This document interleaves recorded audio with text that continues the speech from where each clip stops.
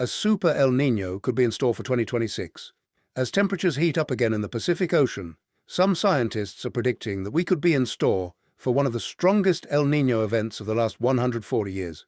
If true, this could lead to more hurricanes in Asia, more droughts in South America, Australia and India, heat waves in the US, and push the world towards record-high temperatures. But what even is El Niño? Why is it forming again in the Pacific? And how sure are we that the next El Niño will be strong enough to warrant a super El Niño? Let's get into it. It all starts up here with the wind.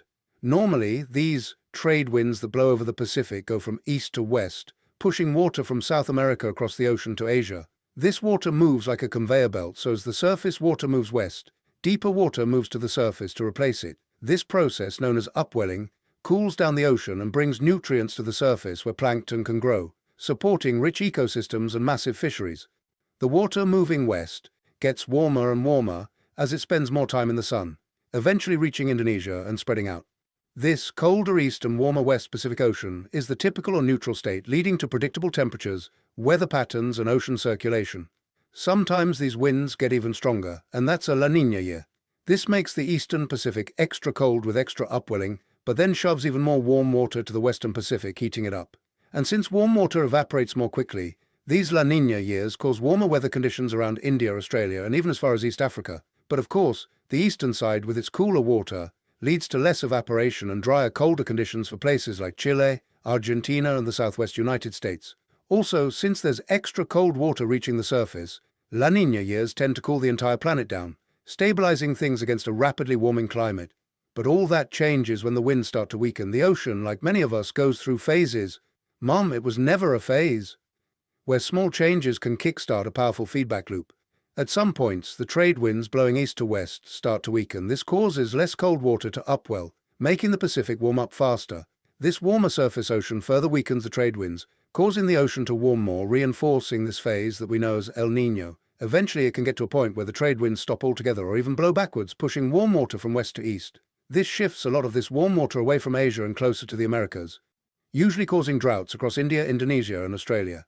Over the Pacific, this excess heat in the middle causes much stronger hurricanes to form, affecting many of the Pacific island nations. And on the other side of the world, it dramatically shifts rainfall patterns, causing more floods in the US, southern Brazil and Peru, and longer droughts in Central America and northern Brazil. Also, by stopping the upwelling, the water in the eastern Pacific is warmer with fewer nutrients in it, hurting fisheries.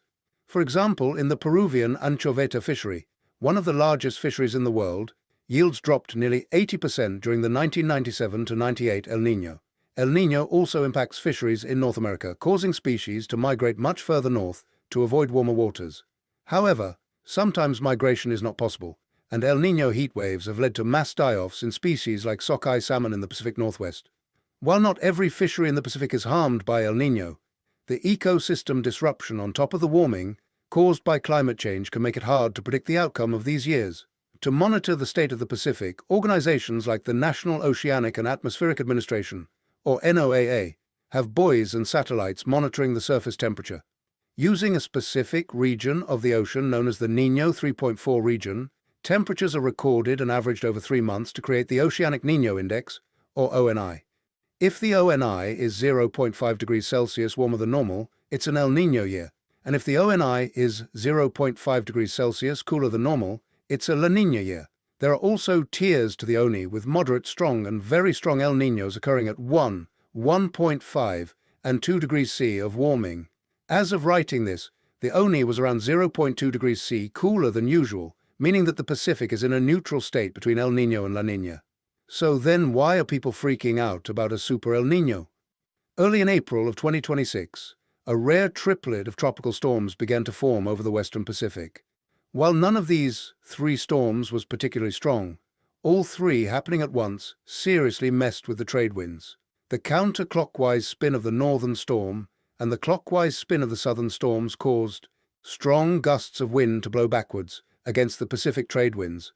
This stalled the water that normally moves west, causing a bunch of warmer water to pile up just under the surface. Most scientists and climate models are now predicting that we will be in a moderate to strong El Niño by as early as mid-June. And roughly 50% of the models used by the European Centre for Medium-Range Weather Forecasts are predicting that we will see at least 2.5 degrees Celsius of warming by October, setting the stage for a super El Niño event.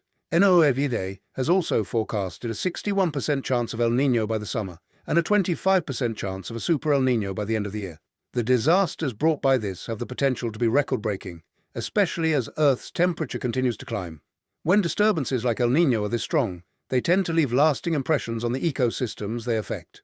Coral reefs, kelp forests, and fisheries in the Pacific may take years to recover, even after all is said and done. It is not a guarantee that 2026 will be a super El Niño, or even a particularly strong one, but it has the makings of one, and climate scientists are watching it very closely. With more advanced models and observations, we're able to peer into the future with more clarity than ever before, giving people like farmers, fishers, and water workers critical time to prepare.